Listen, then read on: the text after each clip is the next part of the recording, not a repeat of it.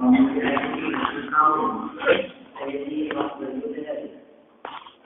मुनि न बनने पर सुख नहीं है। माने सहज ही यह बात भी उसमें गर्भित हुई कि पंचेंद्रिय विषयों में सुख नहीं है, क्योंकि मुनिराज विषय विरक्त होते हैं। बाह्य परिग्रह और सामग्री में सुख नहीं है, क्योंकि मुनिराज परिग्रह से रहित होते हैं। मुनिराजों के गुणों को देखने से उन्हें जैसा बनने की भावना जागृत होती है, जैसा उमा स्वामी आचार्य ने कहा, वंदे तद्गुण लब्धये, उन गुणों की प्राप्ति के लिए नमस्कार करते हैं। तो मुनिराजों को क्यों नमस्कार करते हैं? मुनिराजों में ऐसा है क्या, ऐसी कौन सी विशेषता है? उन गुणों का चित्रण आचार्य देव ने यहाँ किया है, क्योंकि जगत में निर्धन और धनवान दोनों ही दुखी दिखाई देते हैं, और एकमात्र मुनिराज ही ऐसे हैं जो सुख की खान का उपभोग करते हैं। माने अंदर में अतीन्द्रिय आनंद रस की खान उसको निरंतर भोगते रहते हैं, ऐसे मुनिराज हैं। इस संदर्भ में 67-68 नंबर के श्लोक की अपनी यहाँ चर्चा चल रही थी कि मुनिराज स्वतंत्र होकर के विहार करते हैं, स्वतंत्र विहारी हैं, परतंत्रता का काम नहीं है, पराधीनता का काम नहीं है। एक कण कण की स्वतंत्रता जिनके हृदय में स्वीकार की गई हो, एक एक परमाणु स्वतंत्र है, ऐसी स्वतंत्रता का जो चिंतन करते हो वे मुनिराज क्यों नहीं स्वतंत्र विहार करेंगे? देह की पराधीनता नहीं है, तन धन जनादि की पराधीनता नहीं है, आहार की भी पराधीनता नहीं है, क्योंकि आहार भी मिले तो ठीक और नहीं मिले तो ठीक। अब जब इतनी भी जिसे पराधीनता नहीं है, देखो दुनिया में व्यक्ति गलत काम करते हुए दिखाई देते हैं, ये कहते हैं क्या करें साहब, पापी पेट का सवाल है। हम तो पापी नहीं है, पेट पापी है, सवाल पेट का है, हम क्या करें, भूख के लिए करना पड़ता है साहब। ये साहब क्यों करते हो ऐसे काम? कि मजबूरी है साहब, क्या करें, भोजन तो। और जब भोजन की भी यदि मजबूरी हो तो भी व्यक्ति निष्पाप नहीं हो सकता, और जिनको भोजन का भी विकल्प नहीं है, कितनी स्वाधीनता हो गई अब, कितनी स्वाधीनता है, सहजता है, और मिले तो भी विकल्प टूट जाए तो भोजन छोड़ देते हैं। इस तरह स्वतंत्र करते विहार दीन भाव से रहित होकर के अशन को ग्रहण करते हैं, दीनता का भाव नहीं लाते, संग में ही वास करते हैं। ये बहुत महत्वपूर्ण बात कही, क्योंकि संग में निवास करने से एक दूसरे का ध्यान रखना, चिंतन मनन अभ्यास में प्रगाढ़ता आना, पढ़ना पढ़ाना, ये कार्य सहज संभव है साथ के माध्यम से। मुनिराजों का आपस में कुछ ऐसा संबंध नहीं होता, लेकिन बोध्य बोधक संबंध कहा है। दो मुनिराजों में आपस में वो भाई नहीं होते, पिता पुत्र नहीं होते। पिता पुत्र ने साथ साथ दीक्षा ली हो तो भी वे पिता पुत्र नहीं है। क्या संबंध है उनमें? केवल एक दूसरे के परिणामों की स्थिरता, एक दूसरे को संबोधन, और विशेष ज्ञान वाले हैं तो दूसरे को ज्ञान से युक्त करना, पढ़ाना, सिखाना, समझाना। और देह के प्रति एकत्व बुद्धि तो चतुर्थ गुणस्थान में ही टूट गई थी। अब देह के संबंध में यदि कदाचित कुछ विकल्प भी उससे हो तो उन विकल्पों को भी तोड़ने के लिए सामने वाले का उपदेश बहुत अधिक कार्यकारी होता है। संग में वास करें और क्या करें? ये जो स्वाध्याय श्रम आदि की जो चर्चा की है, ये सब संग वास के साथ में लगा लेना उसको। मुनिजन के संग वास करें, अरु स्वाध्याय, मुनिजन के संग वास भी करें और मुनिजन के संग स्वाध्याय करें और मुनिजन के संग श्रम करें। अब श्रम कैसा होगा कि विहार करना, वो श्रम के अंतर्गत है, साथ साथ में विहार करते हैं। ऐसा नहीं, स्वतंत्रता का अर्थ ऐसा नहीं है कि जब अकेले मन में आए आचार्य श्री के निर्देश के बिना संग एक स्थान पर मौजूद है और खुद अकेले उठ करके कहीं भी चल दिए, इसका नाम स्वतंत्रता नहीं है। परिणामों की स्वतंत्रता और परिणमन की स्वतंत्रता का भान होना वो महत्वपूर्ण है। कण कण की स्वतंत्रता का भान होना, देह का परिणमन स्वतंत्र है, विकल्प स्वतंत्र है, उदय स्वतंत्र है। ऐसी स्वतंत्रता की जो चर्चा करते हैं, चिंतन करते हैं, वे स्वतंत्र रहने वाले मुनिराज हैं, पराधीनता का अनुभव नहीं करते। अरे साहब ठंड बहुत है, अरे साहब यहाँ तो आहार की व्यवस्था ही नहीं हो रही है, देखो कैसे श्रावक है, हम भी कहाँ फंस गए, ऐसी पराधीनता नहीं होती। कौन चौके लगाएगा, क्या करेगा, श्रावकों को इतना भी समझ में नहीं आता और अपने उद्बोधन में इस तरह की बात कहे, ऐसा स्वरूप नहीं है। श्रम फल, श्रम भी और उस श्रम का फल भी कैसा है, उपशम है। ऐसा नहीं है कि उस श्रम से अपने आप को बहुत अधिक थका हुआ अनुभव करें, परिणामों में शांति। करते क्या है कि निज स्वरूप से कभी बहिर्मुख, मुख्यतया तो आत्म स्वरूप में ही लीन रहते हैं। ऐसा टोडरमल जी ने लिखी ना पंक्तियां, कदाचित उपयोग वहां स्थिर न हो सके तो धर्म के लोग भी अन्य जीवों को देखकर धर्मोपदेश देते हैं। ऐसे शब्द नहीं टोडरमल जी ने, ये भी टोडरमल जी की टीका है ना। तो कैसे शब्द दिए हैं, निज स्वरूप से कभी माने कदाचित अपने स्वरूप से बाहर भी आवे, विकल्प भी खड़ा हो तो बहिर्मुख होते हैं। तब करते क्या है कि मंद प्रवृत्ति करते हैं, गजगामिनी चाल भी कहते हैं मुनिराजों के संदर्भ में। कितना मस्त, जैसे बिल्कुल चलते हो धीरे धीरे, ऐसी चाल है पूर्वक। नहीं जाने मुनिराजों का ये स्वरूप है, आखिर ये स्वरूप कैसा है हमारे समझ में नहीं आता। आखिर उनकी इस मस्ती का राज क्या है, इसमें मस्त कैसे रहते हैं। यहाँ सब कुछ ओढ़ते पहनते परेशान है और बिना पहने मजे में कहते हैं, फिर बात समझ में नहीं आती हमारे में। आगे किस बात का आनंद है उनको। हमारे इतने लोग संभालने वाले हैं, इतने लोग ध्यान रखने वाले, सहयोग करने वाले हैं, तो हम सुखी नहीं है। कोई नहीं है तो सुखी है, ये क्या बात है। कहते हैं एक ही कारण है क्या, निज स्वरूप में मग्न, अपने आत्म स्वरूप में मग्न रहते हैं, पर से भिन्न अपने आप को अनुभव करते हैं। नहीं जाने हम अंतरंग की बात तो वे ही जाने भैया, मुनिराजों की बात। हम कितने भी शब्दों से बात करने का प्रयास करें, तन के प्रति तन्मयता नहीं है और ऐसा नहीं है ऐसा नहीं है, खूब बातें करें हम, लेकिन असली बात तो वे मुनिराज स्वयं ही जानते हैं। प्रत्येक मुनिराज का अंतरंग उनकी स्वयं की ही पकड़ में आता है, दूसरा नहीं जान सकता। नहीं जाने हम मुनिवर की यह किस उदार तप की परिणति, ये कैसी उदारता है, जग को दे दी जग की निधियां, ये कैसी उदारता है। ऐसी उदारता की तो बात कर रहे हैं ना, कितने उदार होकर के कोई व्यक्ति कितना उदार हो सकता है। घर बार बिक जाए, राजा हरिश्चंद्र जैसा बोलो, लेकिन फिर भी नौकरी के लिए भी जाना तो पड़ेगा। पहले कफन, उसके बाद में जला सकती हूँ, पत्नी आ गई पुत्र को लेकर के, तो इतनी उदारता। कह रहे अरे वो उदारता तो कुछ नहीं है, उसमें भी स्वार्थ छिपा है। यहाँ तो निस्वार्थ भाव से उदारता, ये तप की कैसी परिणति है, ये हमारे ख्याल में नहीं आती। और क्या करते हैं, श्रुत चिंतन, शास्त्र चिंतन करते रहते हैं।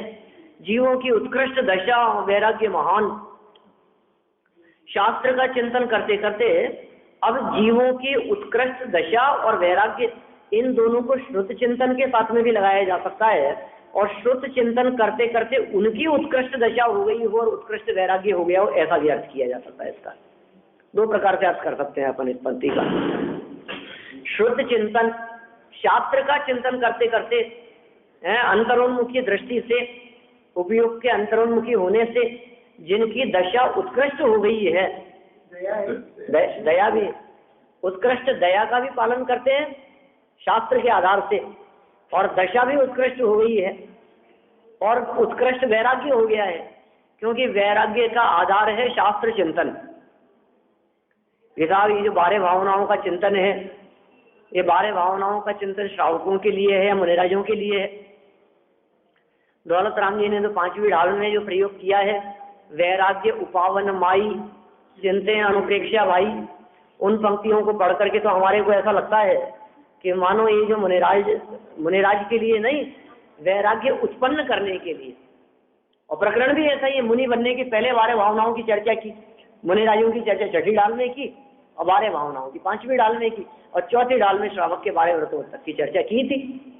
तो ऐसा लगता है कि 12 व्रतों का पालन करते हुए श्रावक जब 12 भावनाओं को भाता है तो उसके बाद में वैराग्य होकर के मुनि बनता है। तो 12 भावनाओं का चिंतन मुनिराज करें या नहीं करें? श्रावक वैराग्य उत्पन्न करने के लिए करें और मुनिराज वैराग्य को मेंटेन करने के लिए करें। ये बात, वैराग्य को उत्पन्न करने के लिए और जो वैराग्य उत्पन्न हो गया है उसकी स्थिरता के लिए। परिणाम स्थिर नहीं रहते ना हमारे, क्षण क्षण में परिणाम बदलते रहते हैं। दया करने का परिणाम आया और फिर अपने को अरे यार अपने पास कहाँ टाइम है यार, छोड़ो यार, कहाँ हो रही है, हमने भी हटाओ उसको। मतलब कभी कैसा परिणाम आता है, कभी कैसा परिणाम आता है, क्षण क्षण में बदल जाता है।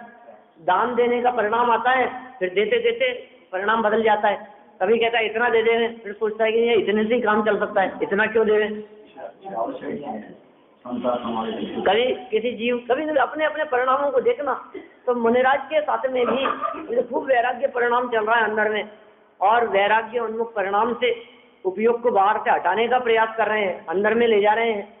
नहीं कब, जब तक ये चिंतन चल रहा है तब तक, और ये चिंतन चलना बंद हुआ और फिर धीरे धीरे करके बदलने लगे परिणाम। एकदम नहीं होता है। श्रुत चिंतन की धारा टूट गई तो एक साथ नहीं टूटती है, धीरे धीरे टूटती है, और व्यक्ति एकदम नहीं बदलता है, धीरे धीरे बदलता है। ऐसा स्वरूप है। जो व्यक्ति यहाँ रोजाना आते हो प्रवचन सुनने के लिए, आप क्या सोचते हैं कि वे एकदम बंद कर देंगे आना? ऐसा नहीं होगा। कभी किसी काम में उलझ गए तो फिर कभी आएंगे, फिर कभी नहीं आएंगे, फिर कभी शुरू में लगता रहेगा कि नहीं चलना चाहिए अपने, तो फिर सोचेगा अरे 2-4 दिन हो गए, कौन जा, जो 2 दिन और सही, अब 4 ही दिन हो गए तो 2 दिन और नहीं जाए तो क्या देखते हैं, करते हैं, अब चलो 1 तारीख से शुरू करते हैं। माने ऐसे धीरे धीरे करके फिर वो उधर का रस आने लग गया, अब मुश्किल हो गई। ऐसे ही कह रहे हैं, वो धारा चलती रहे श्रुत चिंतन के अंदर में। श्रुत लेखन और श्रुत चिंतन, ये दोनों काम मुनि भूमिका के योग्य हैं। ये कह रहे हैं ये चल रहा है तो जो भी जीव दिखाई देते हैं जगत में दिखाई देने वाले जीव, उनकी उत्कृष्टता भी देखें और उनके प्रति दया का भी पालन करें, या उत्कृष्ट रूप से दया का पालन करें। विशेषण विशेष लगा लो इनको, तो उत्कृष्ट दया का पालन करते हैं। और कैसी उत्कृष्ट दया है, माने त्रस्त जीवों की तो हिंसा है ही नहीं, और वृथा थावर न सहारे, क्या ये स्थिति तो पंचम गुण स्थान की है। त्रस्त हिंसा को त्याग वृथा थावर न सहारे, ये जो बात कही गई है ये तो पंचम गुण स्थान वर्ती की बात है। तो छठे 7वें गुण स्थान वर्ती की क्या बात होगी कि त्रस्त हिंसा के तो त्यागी है ही, और वृथा में स्थावर जीवों की हिंसा का त्याग नहीं, वृथा नहीं, वो पूरी तरह से त्याग। माने घास का तिनका मात्र भी कैसे स्पर्श हो जावे उनसे, इतनी सावधानी रखते हैं, ऐसे गमन करते हैं, ऐसे विहार करते हैं। कैसा जीवन होता होगा उनका, कितनी उत्कृष्ट दया का पालन करते होंगे। दया कहते ही हमारे दिमाग में ये बात आती है जीवों की रक्षा करते होंगे, ऐसा नहीं है। दया का अर्थ ये नहीं है कि जीवों को बचाते हो। उनकी प्रवृत्ति और उनका आचरण ऐसा होता है जिसके माध्यम से जीवों की विराधना नहीं होती। ऐसा नहीं कोई किसी को मार करके खा रहा हो, कोई किसी पे आक्रमण, तो मुनिराज जंगल में बैठे बैठे बचाने का काम करेंगे। अरे आप में दया नहीं है, आप बचा नहीं सकते, आप बैठे बैठे देख रहे थे, ऐसी दया नहीं है। आद हिदम कादवम यदि सक्कम पर हिदम से कादवम, और आद हिद पर हिदादो आद हिदम सुट्टू कादवम।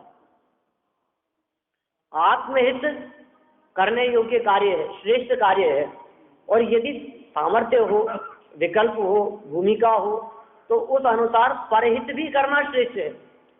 लेकिन आत्महित और परहित के कार्य में, स्वदया और परदया के कार्य में स्वदया ही श्रेष्ठ कार्य है। बोलो, दिगंबर संप्रदाय के अलावा कौन ऐसा होगा जो इस तरह की बात कह सके? किसकी सामर्थ्य है ये बात कहने की कि स्वदया और परदया में स्वदया ही श्रेष्ठ कार्य है? ये बात कौन कहे? ऐसे लोगों को तो जगत में स्वार्थी कह करके पुकारा जाता है। परदया को महत्व दे रहे हैं, जीव दया की चर्चा कर रहे हैं, गौ रक्षा की बात कर रहे हैं। अरे गाय ही एकमात्र प्राणी है रक्षा के लिए, दूसरे प्राणियों की रक्षा का भाव नहीं है। और ये सुरक्षा का भाव जैसा श्रावक की भूमिका में आता है मुनिराजों की भूमिका में वैसा नहीं होता। तो फिर उत्कृष्ट दया किस प्रकार की होती है कि सहज ही जब 4 हाथ जमीन देख करके चलते हैं तो दया स्वयं पलती है उनके माध्यम से, पालते नहीं है वे, क्योंकि 28 मूल गुणों के पालन का विकल्प भी उन्हें गिरा देने वाला है, भूमिका गिरा देने वाला है। 6वें गुणस्थान में आते हैं, लेकिन 6वें गुणस्थान को यदि उपादेय मान लेवे तो छठा भी नहीं रहेगा। 6ठे गुणस्थान में आने पर निरंतर 7वें में जाने का विकल्प रहता है। शुभोपयोग में आए और शुद्धोपयोग में जाने का प्रयास।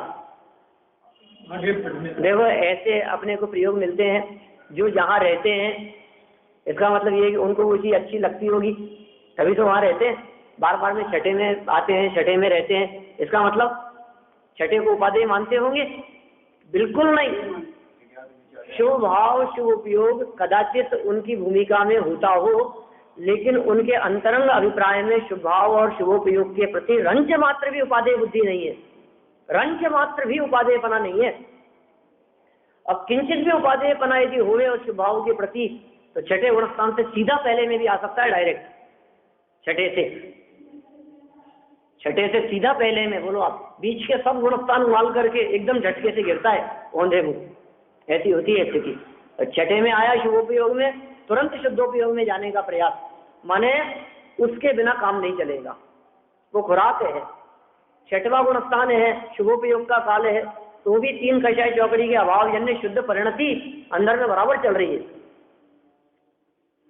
4 हाथ जमीन देख करके चलते हैं कि नहीं चलते हैं? कि नहीं चलते 4 हाथ जमीन देख करके। ईरिया समिति से चलते हैं या नहीं? कि नहीं चलते उन्हें ईरिया समिति से। 5 समितियों का पालन करते हैं या नहीं? कि नहीं करते। कि 5 महाव्रतों का पालन करते हैं या नहीं? कि वो भी नहीं करते। ऐसी बात कर रहे हो ना आप? समितियों का पालन नहीं करते, वस्तुओं को देख करके उठाते करते नहीं है। 4 हाथ जमीन देख करके नहीं चलते, भाषा समिति पूर्वक नहीं बोलते मुनिराज। मुनिराज भाषा समिति पूर्वक बोलने का विकल्प नहीं रखते, वे जैसे भी बोलते हैं उसे भाषा समिति कहते हैं। उन्हें विकल्प नहीं है भाषा समिति से बोलने का, उन्हें विकल्प नहीं है अरे अरे मैं तो मुनिराज हूँ, मुझे तो ईरिया समिति से चलना चाहिए, तो नीचे ही देख करके चलना चाहिए मेरे को। वे सहज जैसे चलते हैं, उसका नाम है ईरिया समिति। माने मुनिराजों ने का जो जीवन है वो चरणानुयोग को पढ़ करके मुनिराजों का आचरण नहीं होता, मुनिराजों के आचरण को देख करके चरणानुयोग की रचना हुई है। नहीं बात, क्या फर्क है? ग्रंथ लेखन का इतिहास तो कितना सा है, 2000 वर्ष पहले से लिखे गए है ना। 2000 वर्ष से पहले तो नहीं था ना। धरसेनाचार्य, पुष्पदंत, भूतबली, इनके पहले तो नहीं था कोई भी लिपिबद्ध ग्रंथ। दिगंबर जैन परंपरा में उपलब्ध, जैन परंपरा में तो कोई उपलब्ध नहीं था। तो फिर कैसे मुनिराज 28 मूल गुणों के नाम याद करते होंगे, पढ़ते होंगे? अरे ये सब बाद की बातें हैं, नए इस तरह के नाम याद करने की जरूरत है। सहज उनका जीवन होता है। हाँ, फिर आगे आने वाले आचार्यों ने कि साहब मुनिराजों का जीवन कैसा होता है, एक क्राइटेरिया बनाया उन्होंने मुनिराजों को देख करके। अरे मुनिराज चल रहे हैं, मुनिराजों की चलती हुई प्रवृत्ति को देखा, ये कैसे चल रहे हैं, तो देखा ओहो ये तो नीचे देख करके चलते हैं, इधर उधर नहीं देखते हैं चलते समय, तो लगा कि कहाँ तक नीचे देख करके चल रहे हैं, माने ईरिया समिति पूर्वक चल रहे हैं। ईरिया माने देख करके, सावधानी पूर्वक।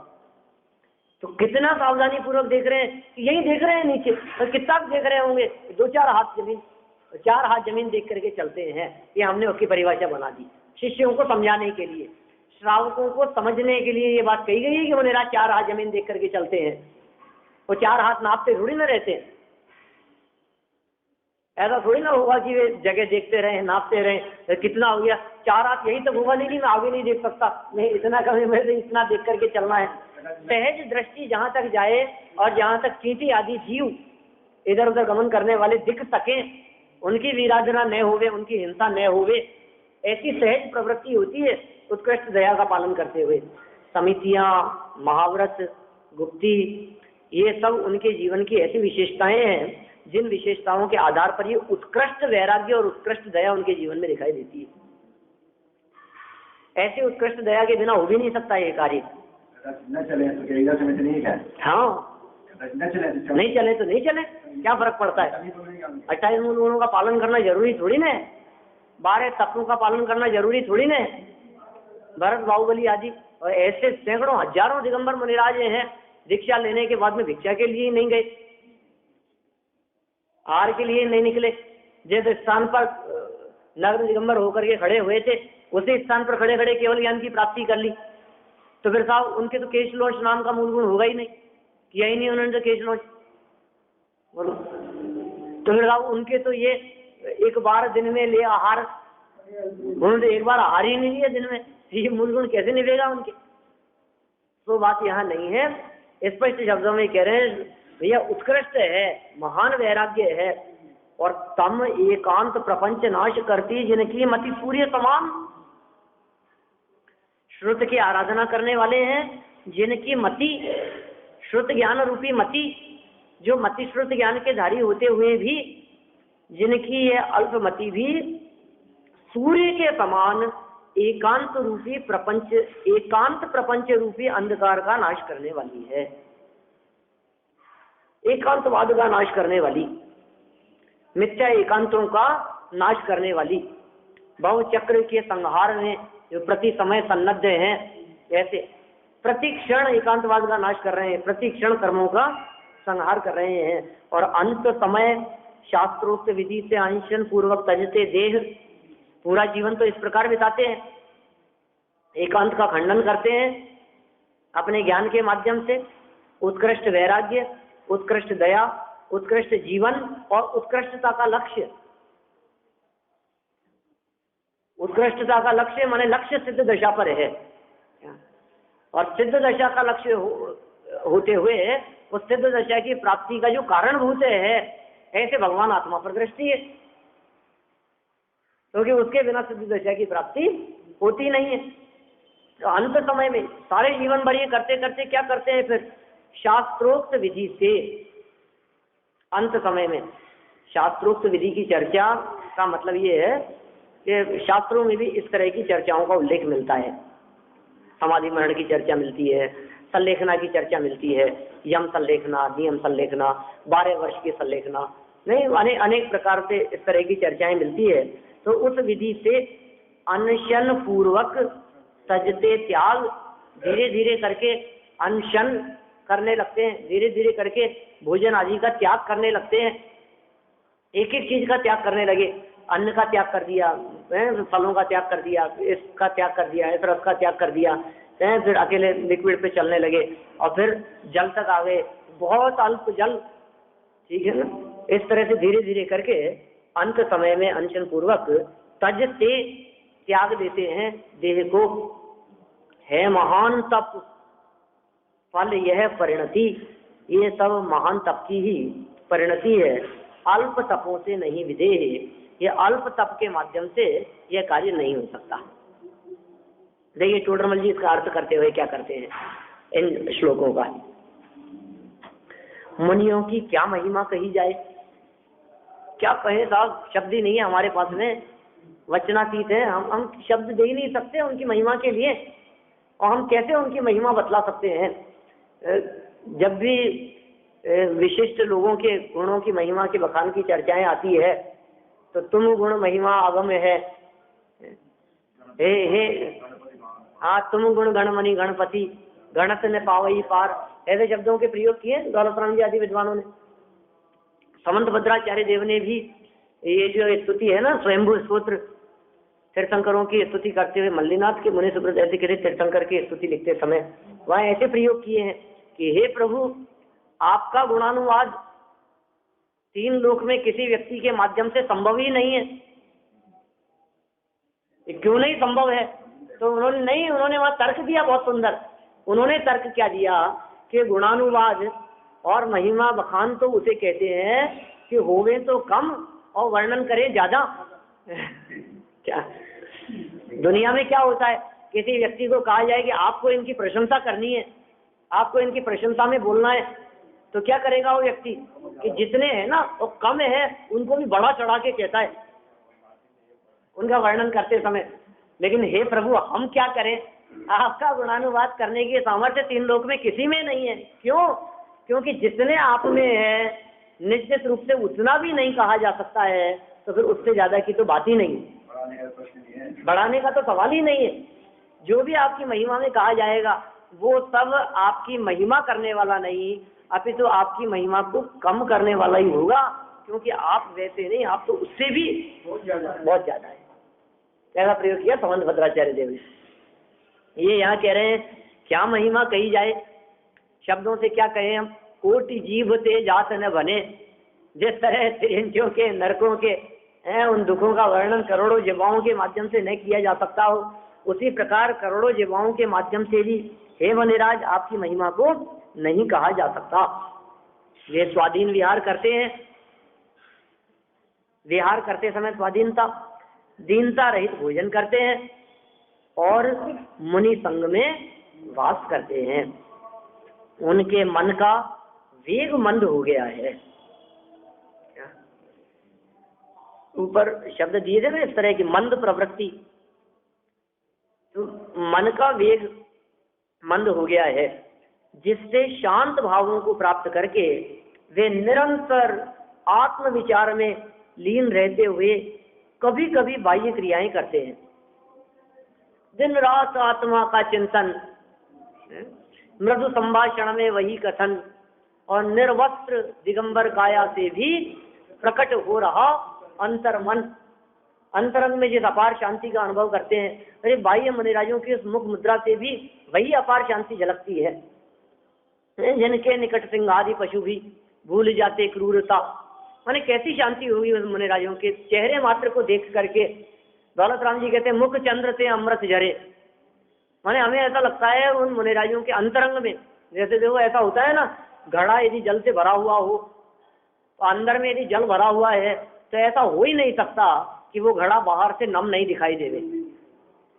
बाहर से नमी और शीतलता उस घड़े पे झलकती ही झलकती है नियम से। जैसे ऐसा कहते हैं face is the index of heart, है ना, हमारा जो चेहरा है या हमारे दिल का दर्पण है, चेहरा देख करके पहचान लेते हैं अंदर में क्या भाव चल रहे हैं। आप उदास क्यों हैं, अंदर में कुछ ना कुछ क्या तकलीफ है, क्या परेशानी है, आज कुछ ना कुछ ऐसा चेहरे से दिखाई दे रहा है।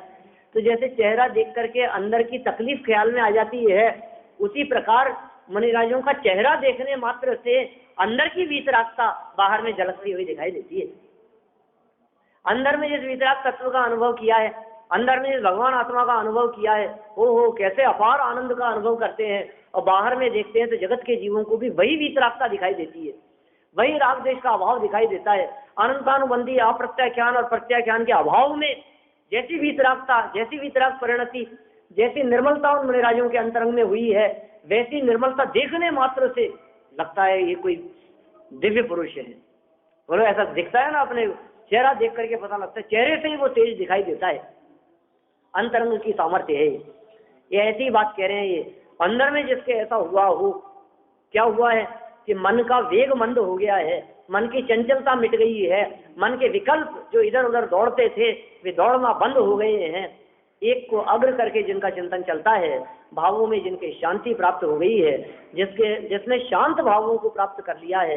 कैसे किया है शांत भावों को प्राप्त? शांत सरोवर में डुबकी लगाकर आत्म विचार में लीन होते हुए। किसमें लीन हो रहे हैं, आखिर करते क्या है, ऐसा ऐसा क्या विचार चलता है, कौन से विचारों में लीन है वे?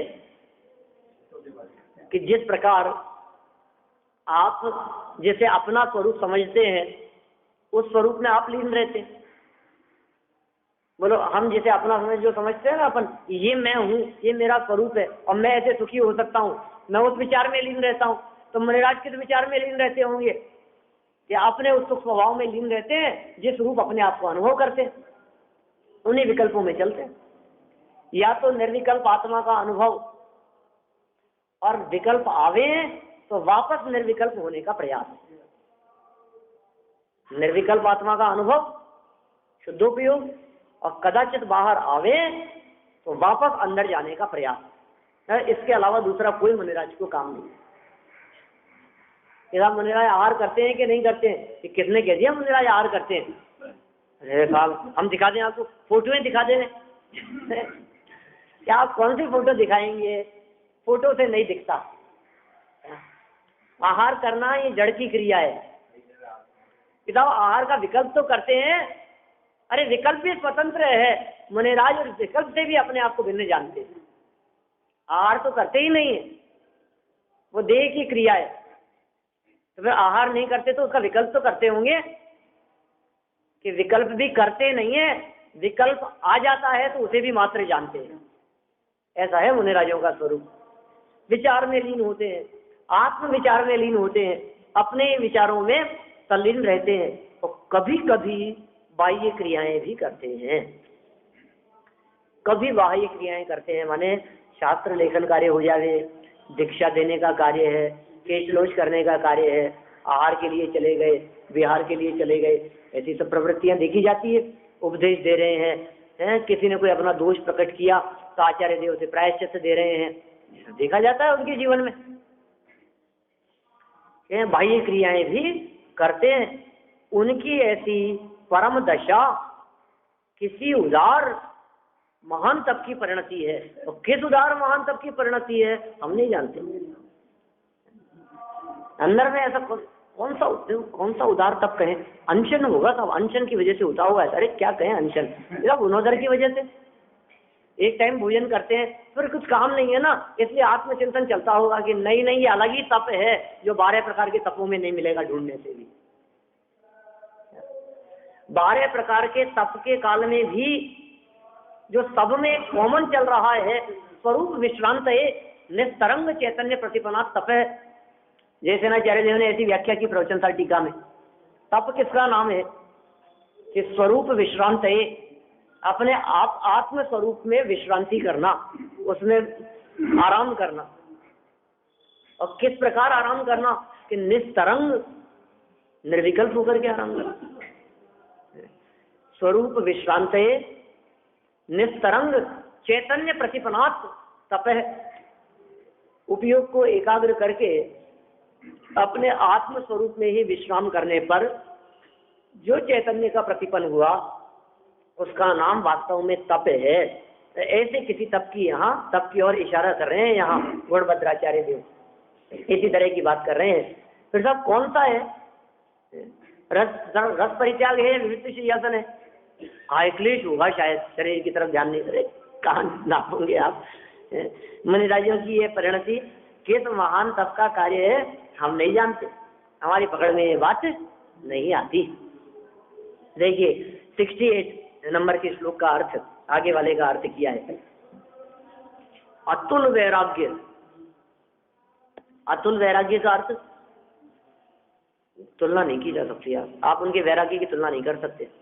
हमारे हृदय में भी वैराग्य भाव जागृत होता है, हमारे परिणामों में भी वैराग्यपना आता है, लेकिन कब, वो मसानी वैराग्य जैसा, अरे बहुत बुरा होगा, किसी के भी साथ हो सकता है ऐसा, जल बहलाने वाला लगता है अपने को, ऐसा वैराग्य आता है।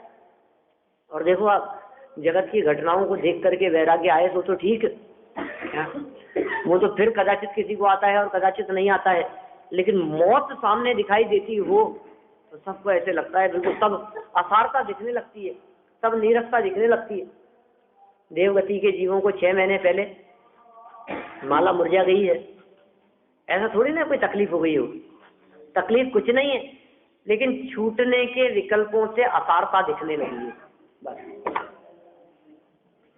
हमारे भी, मैं कहता हूँ ना कई बार ऐसी बात कि ऑपरेशन थिएटर में जाते हुए व्यक्ति को जो जीवन की असारता दिखती है आप देखिए किसी को हार्ट का ऑपरेशन कराना हो और ऑपरेशन थिएटर के अंदर जा रहा हो तो उसके विकल्प कैसे चलते हैं, क्या पता साहब आऊंगा भी कि नहीं आऊंगा, ध्यान रखना पीछे से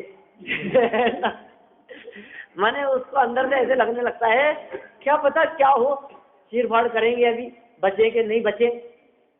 और कुछ दिन तक निकलने के बाद भी उसको ऐसे ही लगने लगता है, बहुत वैराग्य लगने लगता है, नीरसता लगने लगती है, खाने पीने में मन नहीं लगता है, बाहरी विषयों में कहीं टीवी देखने में आनंद, कहीं आनंद नहीं आता उसको। और फिर धीरे धीरे करके ऑपरेशन हुए, महीना 1.5 महीना हो गया, 2 महीने 6 महीने हो गए ऑपरेशन हुए, फिर वही नॉर्मल।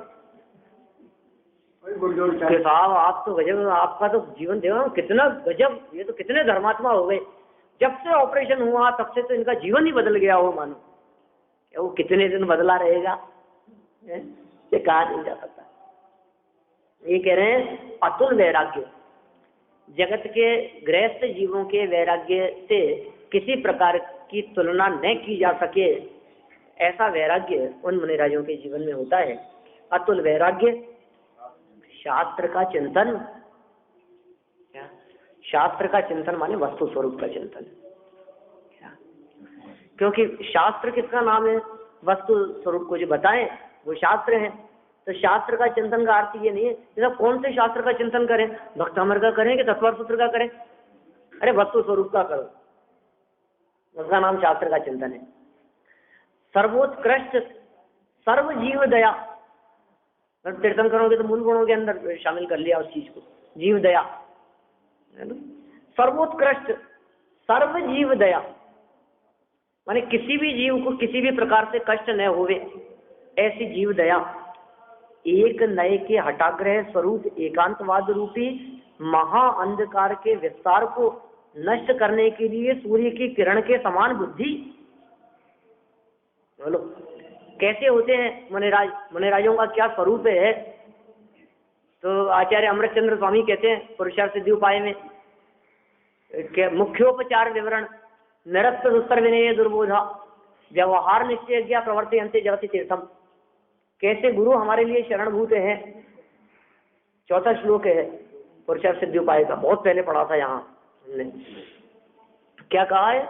मुख्य और उपचार के विवरण से निरस्त माने नष्ट कर दिया हो, दुस्तर जिसको पार करना मुश्किल हो, विनय माने शिष्यों के दुर्बोधा अज्ञान अंधकार को। गुरु का स्वरूप बतला दिया, कौन से गुरु श्रेष्ठ हैं जगत में। गुरु में 3 लक्षण होने चाहिए, 3 बातें कही है उन्होंने वहां। पहली बात कही गई, शिष्य के अज्ञान अंधकार को दूर करने वाला होना चाहिए। क्या? हाँ ये वो अलग बात है। देखो यहाँ क्या बात कही गई, सबसे पहला पॉइंट क्या था? शिष्य के अज्ञान अंधकार को दूर करने वाला होना चाहिए। इसका अर्थ क्या है कि मुनि भूमिका के योग्य ज्ञान का होना। गुरुपना मुनिपना तभी योग्य है जब आप में उस भूमिका के योग्य ज्ञान हो। क्योंकि क्या होगा, कई श्रावक आपसे आकर के कभी किसी शास्त्र के बारे में, कभी किसी सिद्धांत के बारे में चर्चा करेंगे और आप न बता पाए तो ये पद के योग्य गरिमा नहीं है, ठीक है ना। हाँ ये कहेंगे नहीं गुणस्थानों के बारे में तो मुझे पता नहीं है कुछ भी, कैसा है पता नहीं, मार्गणा स्थान क्या स्वरूप है, तो फिर इसका मतलब है कि योग्य नहीं है। क्या विनय दुर्बोध, शिष्यों के अज्ञान, कोई भी प्रश्न करे और उन प्रश्नों का समाधान करने की सामर्थ्य हो, है ना, शिष्यों की शंकाओं का निराकरण करने वाला हो, पहली बात। दूसरी बात कही व्यवहार निश्चय, व्यवहार और निश्चय की ज्ञाता होनी चाहिए। ये एकांतवाद का नाश करने वाले, ये जो पॉइंट दिया ना यहाँ, एकांतवाद के हट से रहित, हठाग्रह रूपी एकांतवाद उस महा अंधकार के विस्तार को नष्ट करने के लिए जिनकी बुद्धि, जिनके श्रुत ज्ञान रूपी प्रज्ञा उसे नष्ट करने वाली हो, श्रुत ज्ञान रूपी सूर्य के माध्यम से जिन्होंने एकांतवाद रूपी अज्ञान को नष्ट कर दिया हो, ऐसी जिनकी बुद्धि हो, ये दूसरा लक्षण बतलाया। और तीसरी बात कही प्रवर्तयन्ते जगति तीर्थम, और जो जगत में धर्म तीर्थ का प्रवर्तन करते हो वे मुनि योग्य हैं, वे शरणभूत हैं हमारे लिए। देखिए क्या कहते हैं यहाँ आगे, तथा अंत समय में शास्त्रोक्त विधि से अनशन पूर्वक शरीर का त्याग आदि क्रियाएं, ये सत्पुरुषों को अल्प तप का नहीं अपितु महातप का फल है। कोई कहे कि साहब ये कैसे कर लेते हैं, ये सारी बातें उनके जीवन में आखिर हो कैसे जाती है, तो ये कह रहे हैं महान तप का फल है, ये साधारण बात नहीं है। कोई अल्प तपस्वी जीवों का जीवन इतना उत्कृष्ट हो सके ऐसा नहीं है, ये तो अंतरंग में उस शुद्धोपयोग रूपी महान तप का उत्कृष्ट फल है, जिसके कारण उत्कृष्ट जीव दया का भी पालन करते हैं, निश्चय व्यवहार के भी ज्ञाता होते हैं, और जिसके माध्यम से वे अंत समय में समाधि पूर्वक देह का भी त्याग करते हैं। नहीं तो अंत समय में अच्छे अच्छों के परिणाम विचलित हो जाते हैं। क्या जीवन भर चलते रहना वो कोई कठिन काम नहीं है, ये अंत समय में वृद्धावस्था में परिणामों को संभाल करके रखना ये बहुत कठिन काम है। हर समय मौत दिखाई देती है, हर समय सारे संयोग छूटते हुए दिखाई देते हैं, तो ये कोई महान संत तप का ही फल समझना चाहिए। इस प्रकार टोडरमल जी साहब ने इन 2 श्लोकों का यहाँ अर्थ किया है। भावार्थ भी टोडरमल जी साहब का ही लिखा हुआ है और बहुत बड़ा भावार्थ लिखा है इसका। अपन कल इस प्रकरण के संदर्भ में आगे बात करेंगे। मैं ज्ञानानंद स्वामी हूँ, मैं ज्ञानानंद स्वामी हूँ, अपने स्वयं पूर्ण पर की मुझ में कुछ गंध नहीं। मैं अर्श रूपी स्पर्शी करते कुछ भी संबंध नहीं। मैं रंग रात से भिन्न भेद से मैं भिन्न निराला।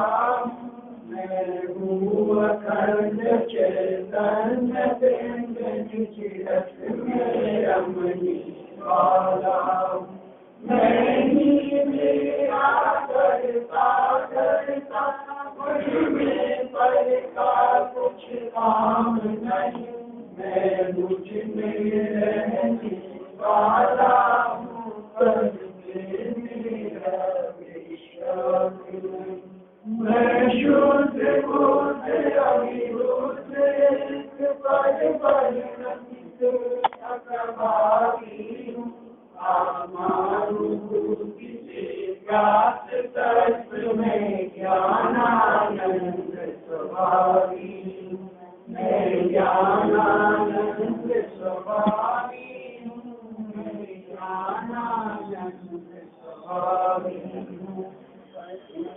विनाश देखो ज्ञान प्रकाश देखो परिभाष देखो मानुषी बधाई है।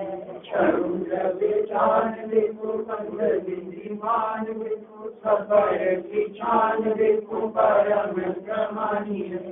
अनुभव सार देखो जीव के जतार देखो कामुन सतार देखो भव्यवानी है।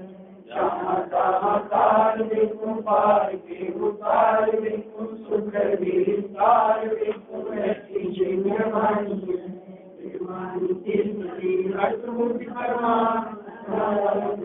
करेंगे माता ज्ञान वाणी Bharti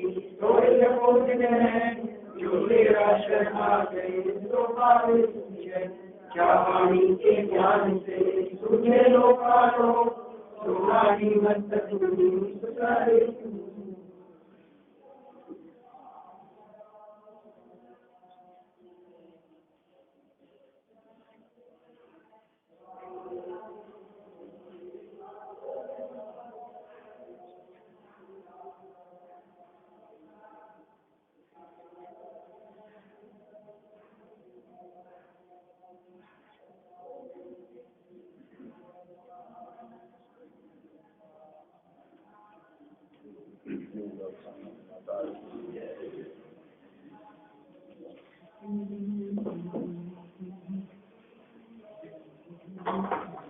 Lord, I stand in one